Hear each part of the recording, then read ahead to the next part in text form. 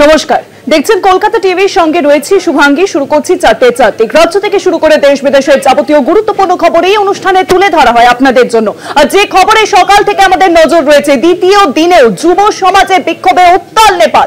কাঠমান্ডুতে নেপালি পার্লামেন্টের বাইরে রাস্তায় অবরোধ, বিক্ষোভকারীদের পরিস্থিতি সামাল দিতে ইতিমধ্যেই নেপাল পুলিশের বিশাল বাহিনী কিন্তু মোতায়েন হয়েছে। আর চাপের মুখে সেখানকার প্রধানমন্ত্রী কেপি শর্মা ওলি তিনি কিন্তু ইতিমধ্যেই পদত্যাগ করেছেন। প্রধানমন্ত্রীর পদত্যাগ না করলে বিক্ষোভ জারি থাকবে, এই ইস্যুকে সামনে রেখে বারংবার তারা কিন্তু বিক্ষোভ আরো দ্রুততর আমরা দেখছিলাম সেই ছবি। এবং কার্যত জেন জিরা কার্যত যেই বিক্ষোভ শুরু করে, সোশ্যাল মিডিয়া ব্যান করা সহ একাধিক ইস্যুকে সামনে রেখে এবং চাপের মুখে ইস্তফা নেপালের প্রধানমন্ত্রী।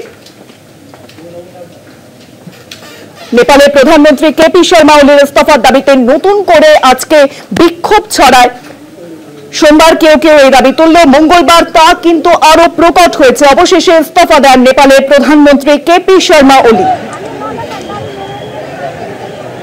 বিক্ষুব্ধ ছাত্র যুবকদের বিদ্রোহের মুখে সোমবারই রাতে সমাজ মাধ্যমের উপর থেকে নিষেধাজ্ঞাও কিন্তু প্রত্যাহার করে নিয়েছিল নেপাল সরকার। কিন্তু কার্যত পরিস্থিতি আজকে আরো ঘোরালো হয়ে ওঠে। ইস্তফা দেন নেপালের প্রধানমন্ত্রী কেপি শর্মা ওলি। আরো জানাবেন এখন নিউজরুমের সঙ্গে রয়েছেন আমাদের পলিটিক্যাল এডিটর আশিস চট্টোপাধ্যায়। আশিস, কার্যত যুব সমাজের চাপের মুখেই কিন্তু ইস্তফা দিলেন নেপালের প্রধানমন্ত্রী কেপি শর্মা ওলি।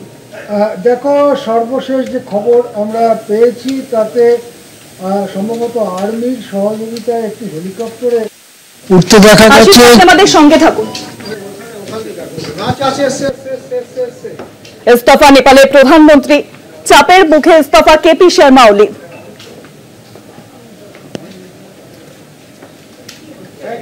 আরো জানাবেন এখন নিউজরুমের সঙ্গে রয়েছেন আমাদের পলিটিক্যাল এডিটর আশিস চট্টোপাধ্যায়। আশিস, সর্বশেষ যে খবর আমরা পেয়েছি তাতে সম্ভবত সেনাবাহিনীর সহায়তায় একটি হেলিকপ্টারে উঠতে দেখা গেছে কেপি শর্মা ওলিকে। অজানা ডেস্টিনেশন, কোথায় যাবেন সেটা স্পষ্ট নয়, দেশের ভেতরে না বাইরে যাবেন সেটা স্পষ্ট নয়, কিন্তু তিনি তার দায়িত্ব ছেড়ে দিয়েছেন, অর্থাৎ প্রধানমন্ত্রী তিনি আর নেই। এবং এই পরিস্থিতিতে কেন ঘটলো, কিভাবে ঘটলো তার চুলচেরা কাটা ছেঁড়া চলবে, কিন্তু অনেকেই দেখতে পাচ্ছেন একটা স্পষ্ট প্যাটার্ন। বাংলাদেশে যেভাবে ঘটনা ঘটেছিল, সেখানে কোটা বিরোধী আন্দোলন, সেই আন্দোলনের দাবি পুরো মেনে নেওয়া হয়েছিল। সেখানেও কোটা বসানোর ব্যাপারে সুপ্রিম কোর্টের ভূমিকা ছিল, কিন্তু তারপরে যখন আন্দোলন শুরু হয় সেই আন্দোলনের দাবি মেনে নেওয়া হয়েছিল। আন্দোলনের দাবি যেই মিটে গেল অমনি আন্দোলনটা হয়ে গেল সরকারের বিরুদ্ধে এবং শেখ হাসিনাকে দেশত্যাগ করতে বাধ্য করা হলো। একই জিনিস হয়েছিল শ্রীলঙ্কায়। শ্রীলঙ্কায় যারা ক্ষমতায় ছিলেন তাদের বিরুদ্ধে দুর্নীতির অভিযোগ করা হয়েছিল এবং তারপরে প্রেসিডেন্টের বাড়িটারি একদম দখল করে ফেলে এইসব বিক্ষোভকারীরা।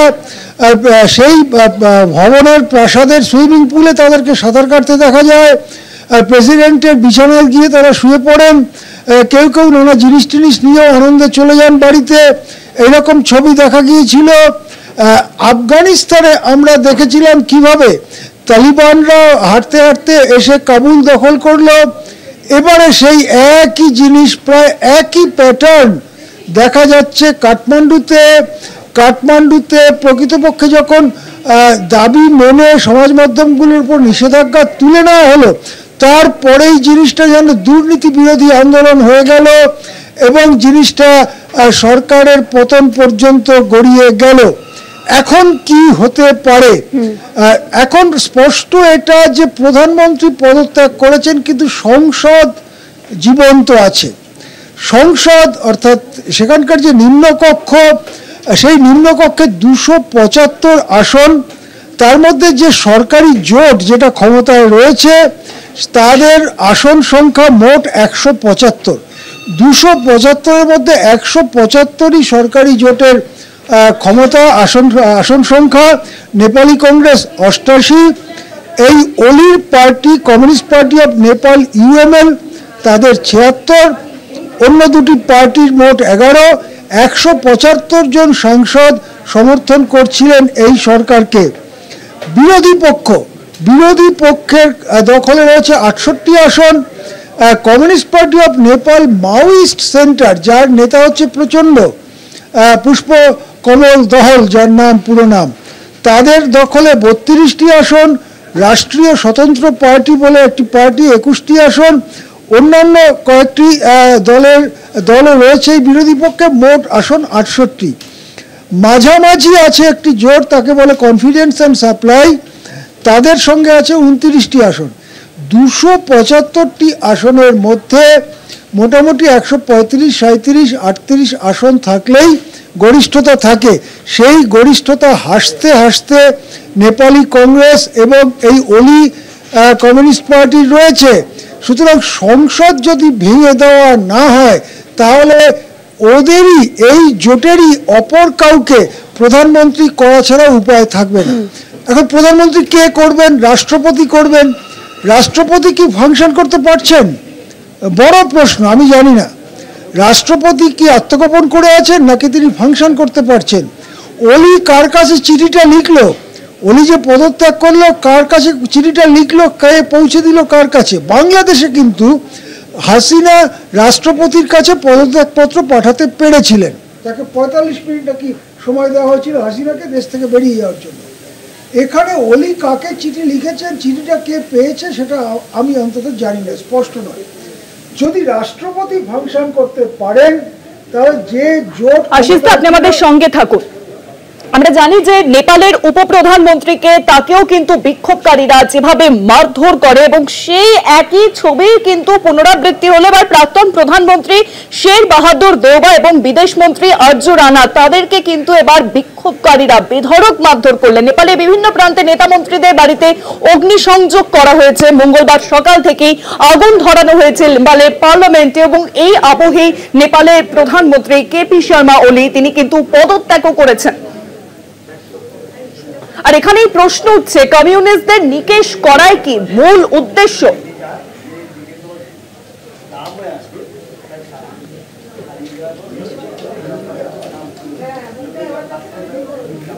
নেপালের উপপ্রধানমন্ত্রী তথা অর্থমন্ত্রী বিষ্ণু পৌটেলকে রাস্তায় তাড়া করে পেটান বিক্ষিপ্ত জনতা। আর ইতিমধ্যে সমাজ মাধ্যমে সেই ভিডিও কিন্তু কার্যত ভাইরাল।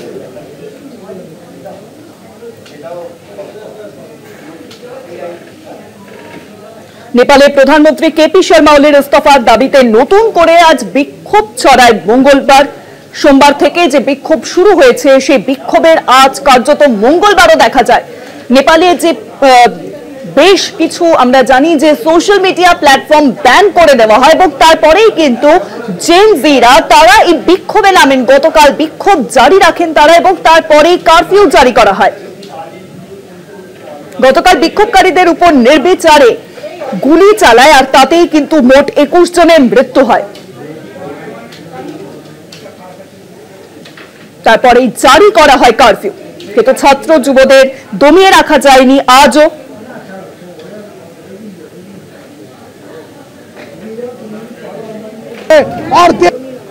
अब स्टूडेंट को कल मार दिया गया, आप लोग देखिए 21-22, अब नंबर कितना है पता नहीं, 500 से जितना है सब इंजर्ड हुआ है।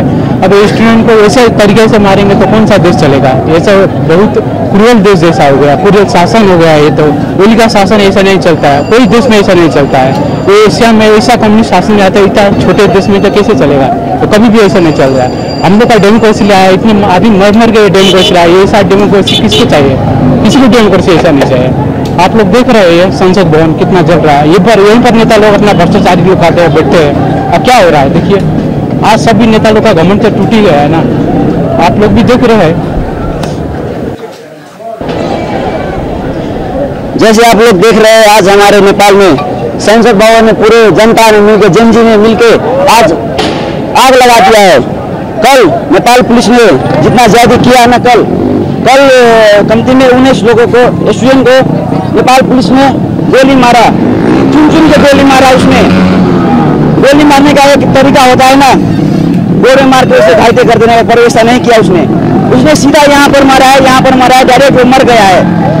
और ये सरकार जो हुआ है ना, वो इतना कुछ ये सोशल बैंडिंग को लेकर नहीं हुआ है। हम लोगों को चाहिए नहीं। अब हम लोग परिवर्तन खोज रहे हैं। ये बूढ़े लोग है ना, ये बूढ़े लीडर है ना, वो हम लोग अब वक्त हो गया है, अब नहीं चाहिए, हमारा यूथ चाहिए। अब सब जेनजी का मांग है youth. My name is Akash Yadav and I am from Apex College. So you are. Yeah, I am a student. So how is this scenario here in the parliament after the Prime It's, Minister fully has resigned? It's too much.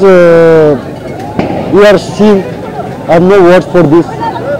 All the people of our countries and youth with the students are coming here for protest, and finally they ran out of country. They are the murderers of our nation. They killed our 14 years children on gunshot in head, and this is very brutal for our Nepal country. And I hope that now coming next PM will be good as well as by seeing this scenario. And I would like to say that please जनता हामी एक भएर यसरी नै जाउँ हैन। जसले जस्तो गर्छ त्यसलाई त्यस्तै देखाउँ, लखेट्नु पर्छ, नभए हाम्रो खुन चुसेर हामीलाई नै मार्छन्। So the Prime Minister also has resigned. Yeah, he should. We have to.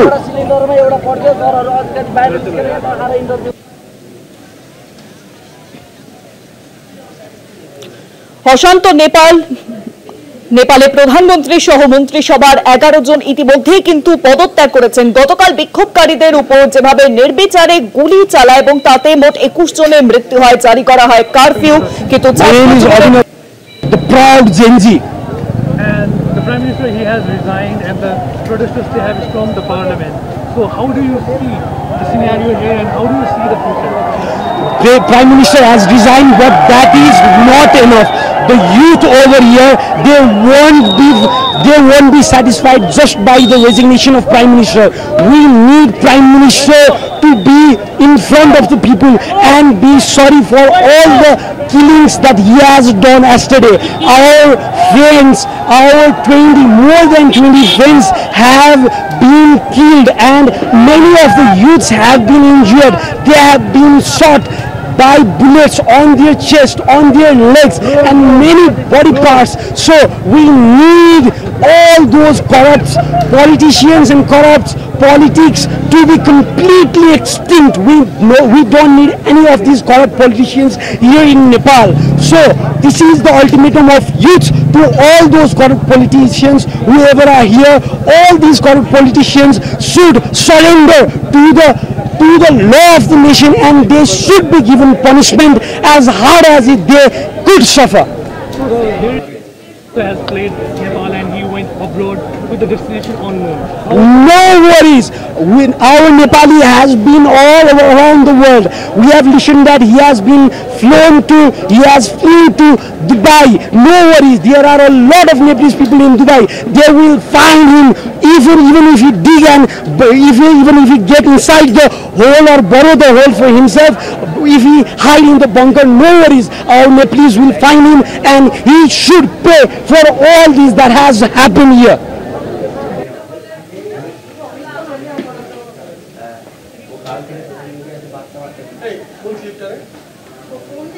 নেপালের পরিস্থিতি কিন্তু কার্যত ঘোরালো। ইতিমধ্যেই কিন্তু চাপের মুখে ইস্তফা দিয়েছেন কেপি শর্মা ওলি। আরো জানাবেন এখন নিউজরুমের সঙ্গে রয়েছেন আমাদের প্রতিনিধি অরিত্র ঘোষ।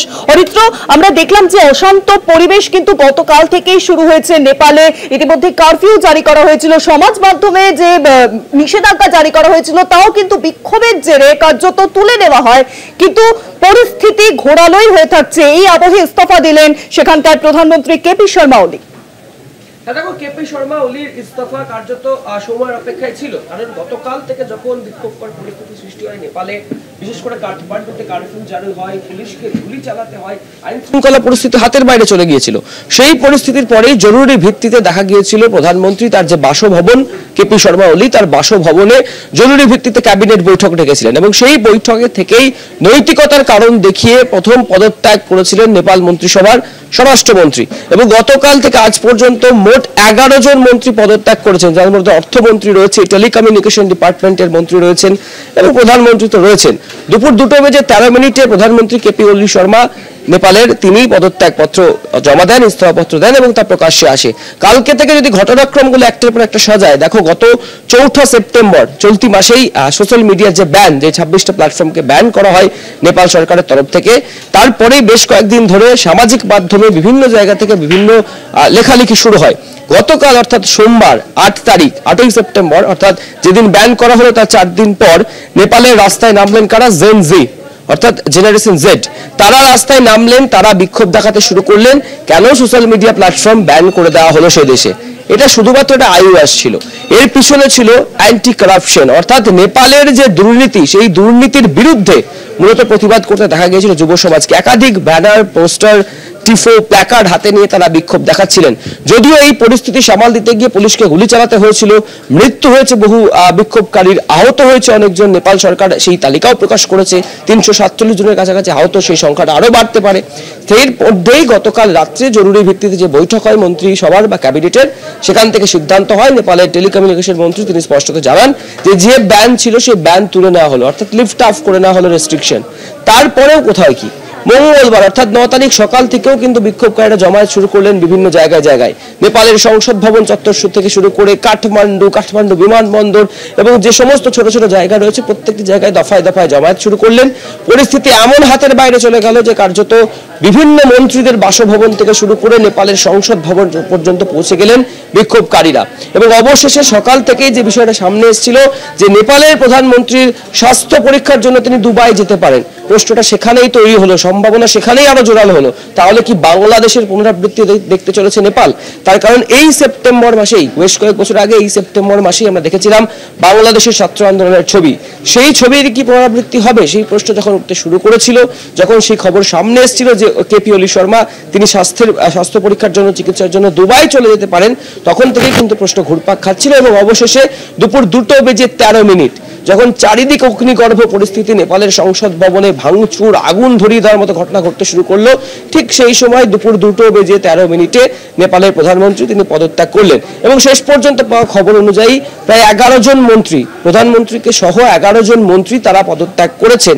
এবং তারপরেই কিন্তু বিক্ষোভ আরো ছড়িয়ে পড়লো, ভাঙচুর, প্রধানমন্ত্রীর বাড়ি থেকে শুরু করে সে দেশের অর্থমন্ত্রীকে রাস্তায় ফেলে মারধর করা হয়েছে, এমন ছবিও কিন্তু সামনে উঠে এসেছে। এবং বর্তমানে যে ছবি দেখা যাচ্ছে, বেশ কিছুক্ষণ আগেও যে ডেভেলপমেন্ট হয়েছে যে কেপি ওলি শর্মা তিনি সম্ভবত দেশ ছেড়ে পালিয়ে যাচ্ছেন। কোথায় যাচ্ছেন? দুবাইয়ে যাচ্ছেন, এমন জল্পনা কিন্তু ইতিমধ্যে শুরু হয়েছে। এবং যে ছবি আমরা দেখাচ্ছি, যে ছবি আমাদের হাতে আসছে, যে কেপি ওলি শর্মাকে সেনার নির্দেশে তিনি পদত্যাগ করেছেন এবং তারপরে সেনাবাহিনী তাকে পরিবেষ্টিত করে যে চপার, সেই চপারে তাকে তুলছেন। এবং শুধু এই চপার নয়, একই সাথে যে বিমানবন্দর রয়েছে নেপালের কাঠমান্ডু বিমানবন্দর, সেই কাঠমান্ডু বিমানবন্দরেও কিন্তু সাড়ে সাড়ে চপার, বেসামরিক বা অসামরিক বিমান যেমন একদিকে রয়েছে, সে একই সাথে সামরিক বাহিনীর বিমানও কিন্তু সাড়ে সাড়ে দাঁড়িয়ে রয়েছে এবং প্রচুর চপার দাঁড়িয়ে রয়েছে। আর এই সব ছবি দেখার পরে এই সম্ভাবনা ক্রমশ আরো জোরালো হচ্ছে যে পদত্যাগ করে সে দেশ ছাড়ছেন প্রধানমন্ত্রী কেপি শর্মা ওলি। একই সাথে যেটা সূত্রের খবর যে শুধু প্রধানমন্ত্রী নয়, প্রধানমন্ত্রী ছাড়াও আরো বেশ কিছু মন্ত্রী সে দেশ ছাড়তে পারেন, এমন সম্ভাবনাই কিন্তু এই মুহূর্তে তৈরি হচ্ছে। কিন্তু তিনি আদতে কোথায় যাবেন, কোথায় গিয়ে আশ্রয় নেবেন সেই বিষয়টা স্পষ্ট নয়। ইতিমধ্যে যে খবর সামনে আসছে যে অন্তর্বর্তীকালীন প্রধানমন্ত্রী হিসেবে দায়িত্ব কাউকে দেওয়া হতে পারে। কাঠমান্ডুর মেয়র পদে যিনি রয়েছেন বালেন্দ্র শাহ। এখানে আমার প্রশ্ন যে কেপি শর্মা ওলি তিনি কিন্তু ইতিমধ্যে ইস্তফা দিয়েছেন, তাহলে কি বালেন্দ্র শাহ তিনিই কি নেপালের অন্তর্বর্তী প্রধানমন্ত্রী হতে চলেছেন? সূত্র মারফত কোন খবর সামনে আসছে? দেখো একদমই এটা খুব গুরুত্বপূর্ণ, তার কারণে যে বালেন্দ্র শাহ কাঠমান্ডুর মেয়র যিনি, তিনি কিন্তু অত্যন্ত যুব সমাজের একজন প্রতীক, তিনি যুব সমাজের মুখ বলা যেতে পারে। এবং যখন একদিকে এই প্রধানমন্ত্রী কেপি ওলি শর্মা তিনি পদত্যাগ করলেন, তার দেশ ছাড়ার সম্ভাবনা প্রবল হচ্ছে, তিনি দেশ ছেড়ে দিচ্ছেন কেউ কেউ জানাচ্ছেন, সেই পরিস্থিতিতে দাঁড়িয়ে নেপালের আইন শৃঙ্খলাকর পরিস্থিতি বা নেপাল সরকারের দায়িত্ব কে নেবে, এই প্রশ্নগুলো যখন ঘোরাফেরা করছে, তখনই কিন্তু সামনে উঠে আসছে এই বালেন্দ্র শাহর নাম। এবং মেয়র পদে রয়েছেন এই বালেন্দ্র শাহ। এবং খুব উল্লেখযোগ্যভাবে যদি বালেন্দ্র শাহর ব্যাকগ্রাউন্ড দেখা যায়, তিনি যুব সমাজের একজন পরিচিত মুখ, সামাজিক মাধ্যমে তিনি ভীষণ অ্যাক্টিভ ছিলেন, বিভিন্ন ক্ষেত্রে তিনি সামাজিক মাধ্যমে নেপালের বিভিন্ন বিষয়কে সামনে নিয়ে এসেছেন এবং যে মুহূর্তে দাঁড়িয়ে এই পরিস্থিতি সৃষ্টি হয়েছে, অশান্তকর পরিস্থিতি সৃষ্টি হয়েছে, অপ্রীতিকর পরিস্থিতি সৃষ্টি হয়েছে, তখনও তিনি কিন্তু দেশবাসীকে শান্ত থাকার বার্তা দিচ্ছেন। অর্থাৎ কোথাও না কোথাও গিয়ে জেনজিদের যে প্রতিবাদ, সেই প্রতিবাদকে কোন নৈতিকতার জায়গা থেকে সমর্থন জানাচ্ছেন এই বালেন্দ্র শাহ এবং এই মুহূর্তে দাঁড়িয়ে থেকে সে দেশে যারা প্রশাসনিক দায়িত্বে রয়েছেন, সর্বোচ্চ দায়িত্বে যিনি রয়েছেন, তারা হয়তো সিদ্ধান্ত নিতে পারেন আর কিছু সময়ের মধ্যে যে অন্তর্বর্তীকালীন প্রধানমন্ত্রী হিসেবে বালেন্দ্র শাহর নামই হয়তো মনোনীত করা হবে। যদিও এখনো পর্যন্ত কোনো নিশ্চিত খবর নেই, তবে সূত্র মারফত এই খবরই উঠে আসছে কে অন্তর্বর্তীকালীন প্রধানমন্ত্রী হতে চলেছেন, কে দায়িত্ব নিতে চলেছেন নেপাল সরকারের, সেটা তার কিছু সময় পরে স্পষ্ট হবে। অপেক্ষা কে হতে চলেছে, নেপালের অন্তর্বর্তী প্রশাসনের দায়িত্ব কে নিতে চলেছে, সেই দিকেই কিন্তু সকলের নজর রয়েছে আমাদের।